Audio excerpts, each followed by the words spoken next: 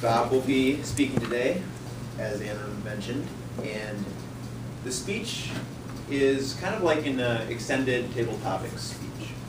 It will be a little bit longer, and instead of just a completely random table topic, Bob has given me 3 different topics that I will choose randomly. So I'll pick one and he'll get to speak on it.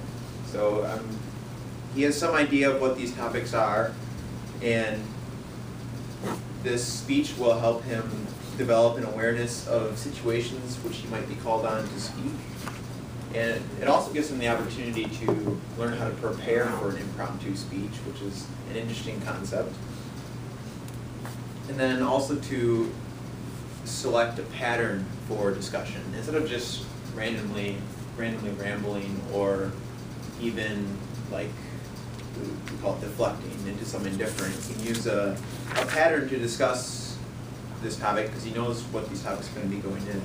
So some ideas are compare past, present, and future, before and after, state the problem and suggest alternatives, and consider political, economic, or social aspects of the topic.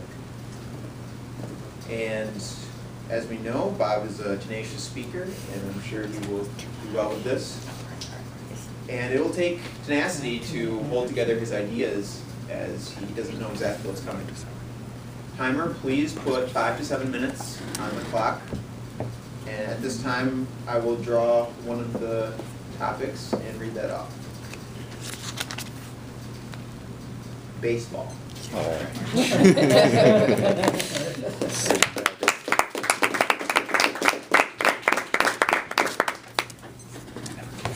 Anytime baseball season rolls around, it is the best of times and the worst of times. Some of my very first or earliest recollections of baseball was probably when I was about 5 or 6 years old, going to my cousin's baseball games.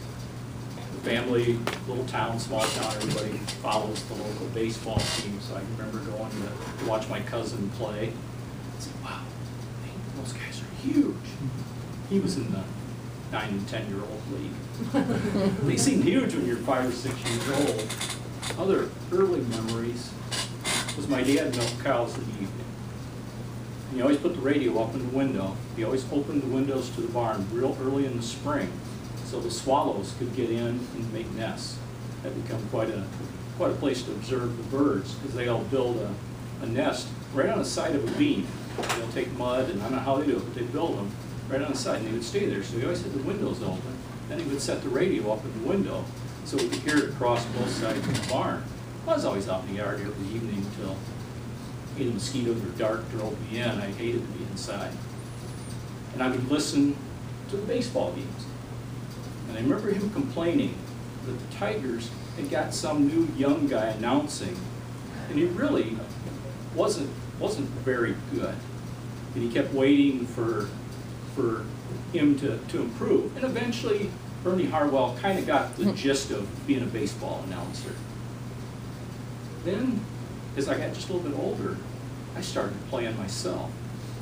And if there's a sport that requires tenacity, it's baseball. Because in our small town, your teams weren't just 1 or 2 years together. The very first one, the Peanut League, as they referred to it, was 10 and under. So at age 6, these 10-year-olds, they were out there throwing BBs at me. Oh, they were big and they were mean and they threw hard. Well, eventually I become a 10-year-old pitching to these 6-year-olds.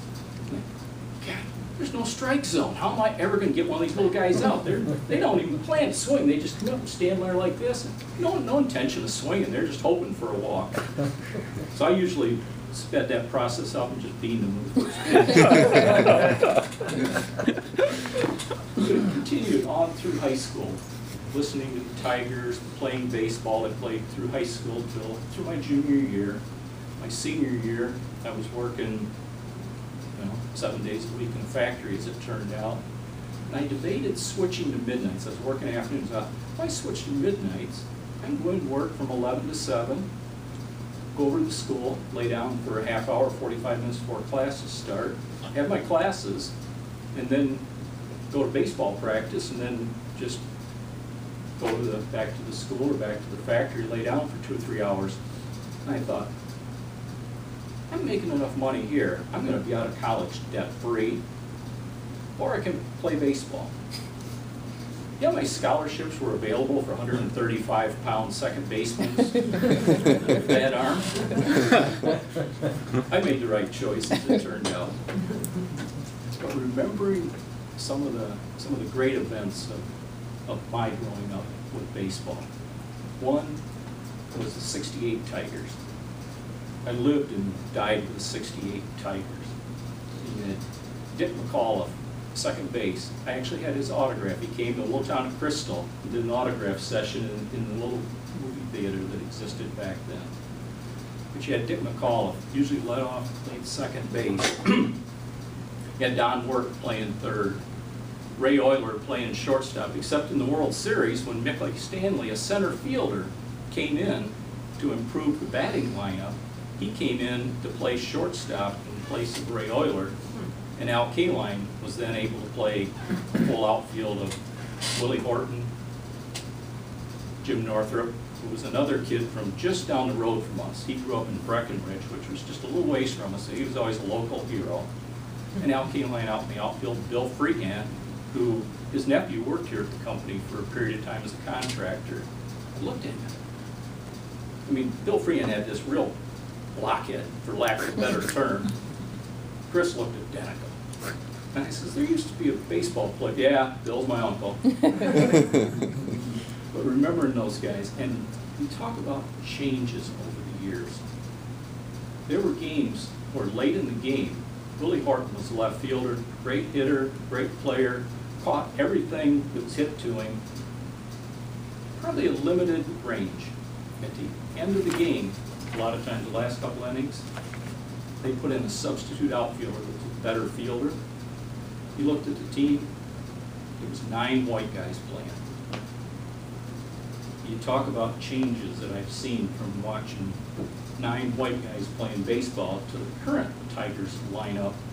It was a mixture of South American, African American, white, yeah, the whole gamut. And it's like that's changed everywhere, not just in baseball. Then we moved to the '84 Tigers. Really the first time I truly was able to attend several games when they won the pennant. I was working on a project in Royal Oak. Gee, let's schedule our time Tuesday through Thursday in Royal Oak and make sure it's weeks when the Tigers are in town. So we saw a lot of games and really enjoyed the '84 Tigers. Whitaker and Trammell, you set them together. Someday I hope they go into the Hall of Fame, Whitaker and Trammell. That would be a great way to see that happen, as those two go in together. Down through the years, you know, it's been America's pastime. And an interesting item, if you say past time, 2 words, it means you didn't make the deadline. If you say past time, 2 words, PASS time, it's something you do to get through, make something boring. Some of you may be doing some pastime activities right now. And then past time is something you look forward to. It's a form of entertainment. But those 3 words are unique in depending on where you put them together. They have a totally different meaning. And until today, when I was looking it up, I always thought pastime, PASS time, was baseball. But it's not. It'll be interesting to see as we go forward a game that is not played with a clock. Baseball just goes till it's over. There's no clock, there's no 2-minute timeout, there's no watching the clock, seeing if the ball was released before the buzzer sounded. You play till there's 27 outs on the losing team. It'll be interesting to see if America's pastime can continue to grow, or at some point it'll be a past time. Thank you.